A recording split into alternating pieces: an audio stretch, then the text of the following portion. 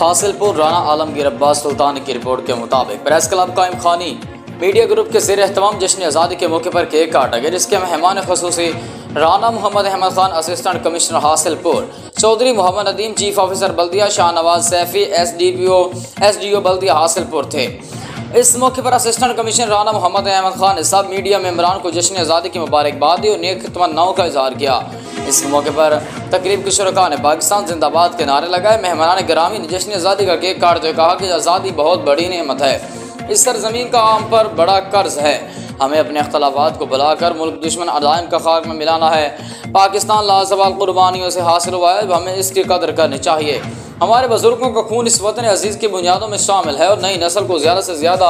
दिलजमी और कौमी लगन के साथ इस पाकिस्तान की हिफाजत का बेड़ा उठाना चाहिए जो इस्लाम के नाम पर मुअर्रज वजूद में आया। जश्न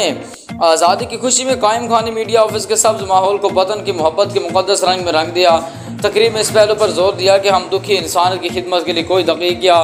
फ़रोगुज़ाश्त नहीं करें, क्योंकि बाबा कौम हमसे यही तवक्को वाबस्ता करते थे और हमें उनकी तवक्कुआत पर पूरा उतरना